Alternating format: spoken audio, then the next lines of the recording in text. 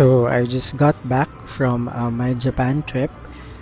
It's been a couple of days since I started working out again. Medyo mahirap kasi parang sumama yung pakiramdam ko. Sobrang lamig kasi doon tapos pagbalik dito, Diyos ko, sandamakmak na init naman. So medyo sumama yung pakiramdam ko. So hindi ako masyado nakaka-vlog ng maayos. But with the goal of documenting what I'm doing and with the goal of documenting how I meet my goals, I try my best to record or vlog or document about the things that I want to do. So ayun.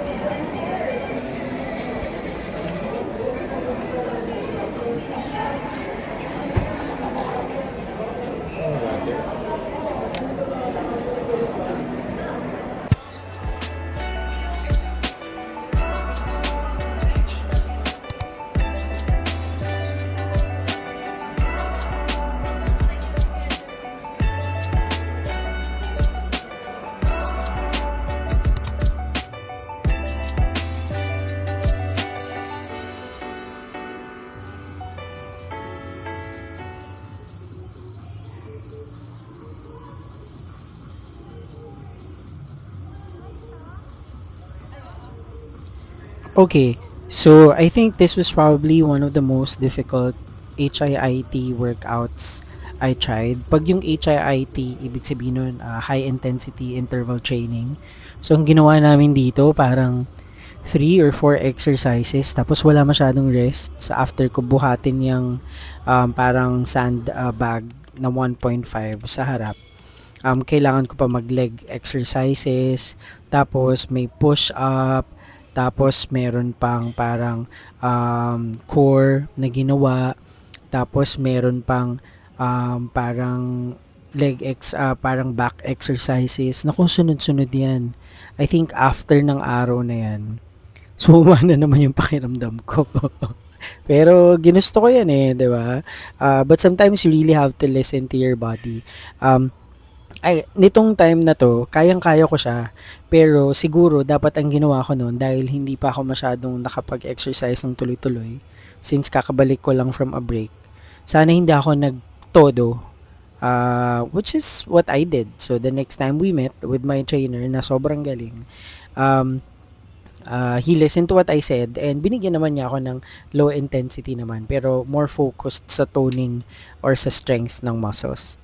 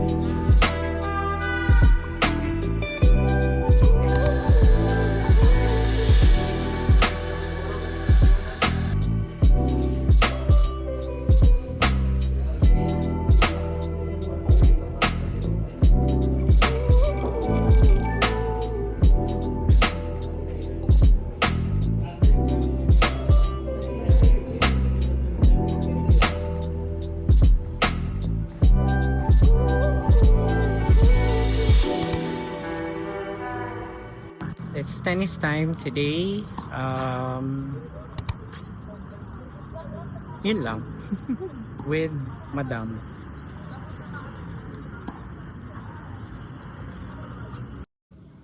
Ayun na.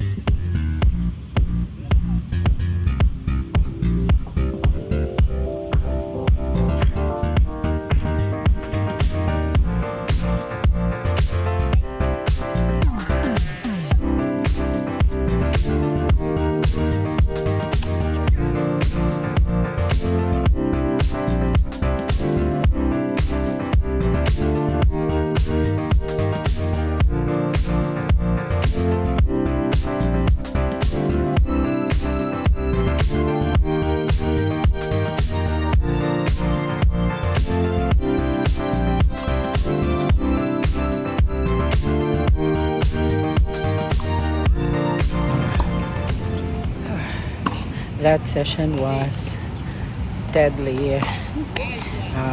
I think ilang minutes pa lang ako, mga 20 minutes. Okay na ako. Maganda daw shot niya. Yummy, maganda.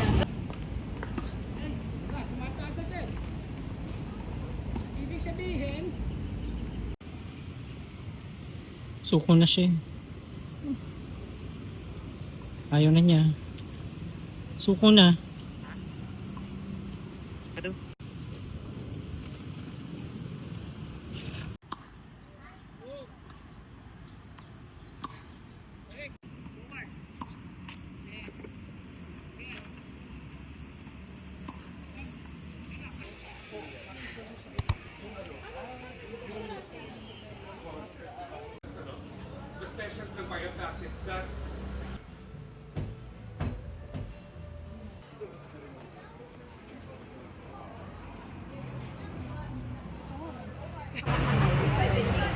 Alright, so we're joining a walking tour. It's called the Calvario Tour here in Poblacion by Wander Manila.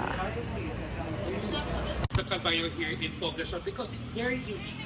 Okay, of all the districts, of all the cities in Metro Manila, the last district you expect to be very Catholic.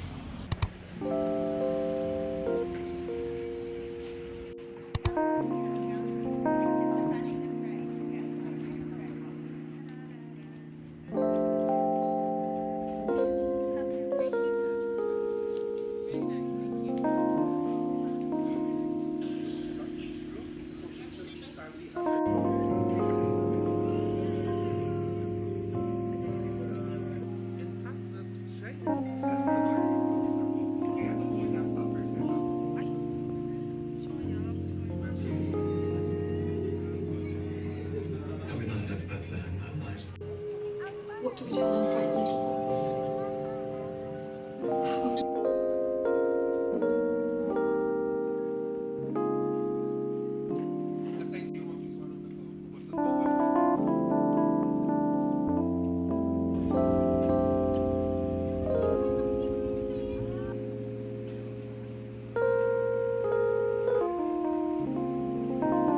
Also see the parish of St. Peter and St. Paul over there at the back.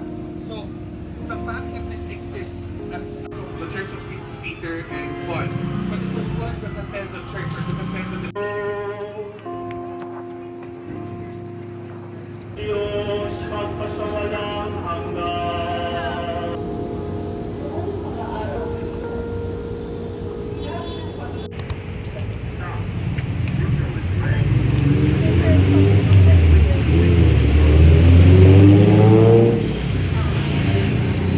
Post Calvario Tour,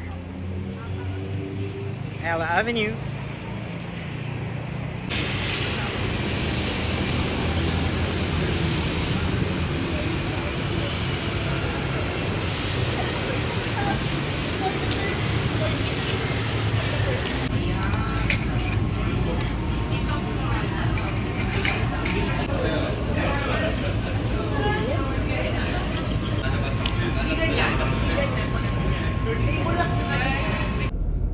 It's my 40th birthday today, and I'm going to play tennis. Let's do this.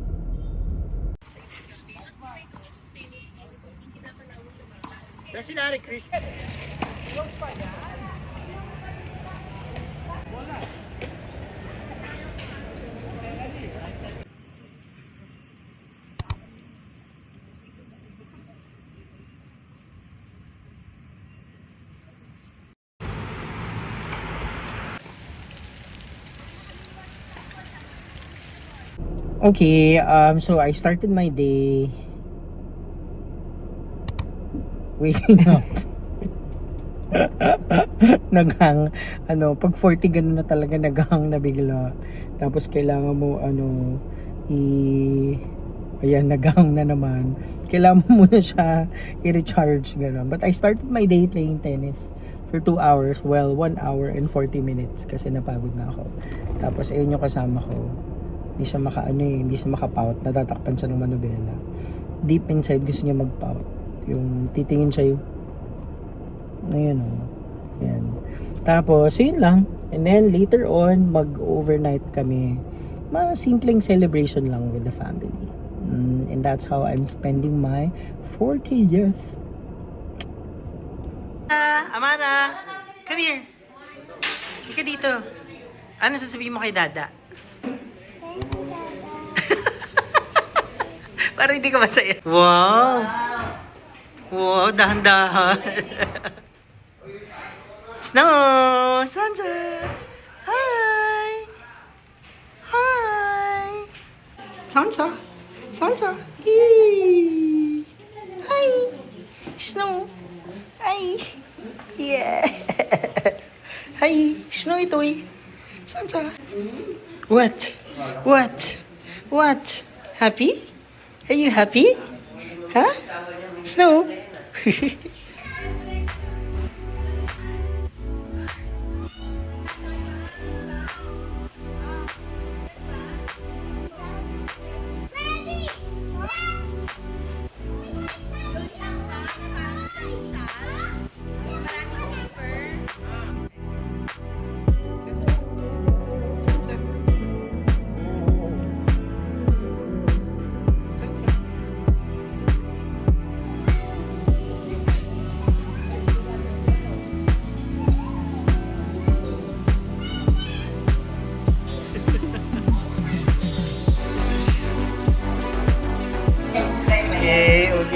Ako na. Ay, ako! Ano to? Bigay mo sa akin. Hindi, iba yan. Ito. Hindi. Okay, ako na. Oh, no! Oh, no! Snowy toy! Go away. Go away. Ako si Paano camera. Go away. Go away. Makulit ka? Ay. Nena.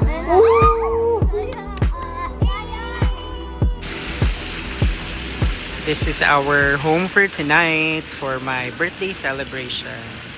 Very simple lang. This is from Camp 23. This is their garden area beside the pool. Yan. Very simple lang. Tapos, that's my cousin and her husband. Nag-dinner sila sa may Lanay area. And this is the pool area. Very small, quaint, but enough for our small family. Simple lang.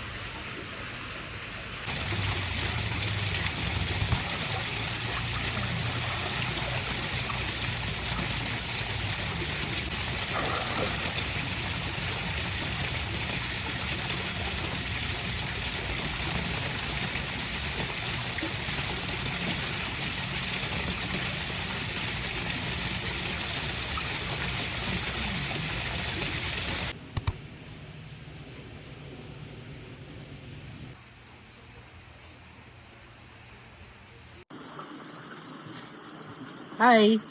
So today's a Sunday. It's Easter Sunday to be specific, and I reflect on the past Holy Week, and as I reflect on the past year, kasi I just turned 40 yesterday. Um, I'm very grateful. I'm always grateful for the blessing of family, good health, the blessing of good friends by my side, the blessing of opportunities, and also the blessing of hope every day. I always think na maraming maganda pang bagay na darating. I'm always hopeful that things will be better in my life, in the life of the people I care for, my friends, my significant other, my family, and even corny man sa tingin ng iba or baka isipin na iba, papaka Miss Universe to. Pero I'm always hopeful for our country. Lagi ko yung pinagdadasal eh. When I pray sa church, three yan. For my family, for myself, and for the country. I'm always hopeful. And yun, just a random reflection on an Easter Sunday. Just a random reflection on an Easter Sunday. Yung aking pamangkin, tinatawag ako. Just a random reflection on an Easter Sunday na we should always be grateful for all opportunities and for everything that's happening to us, especially if we're alive, if we have food on the table, if we have a place that we can call our home, if we have a job, ipinagpapasalamat yan. And yeah, that's it. I hope all of you this Easter Sunday spent this Easter Sunday really well with the people you love or close to your heart. See ya.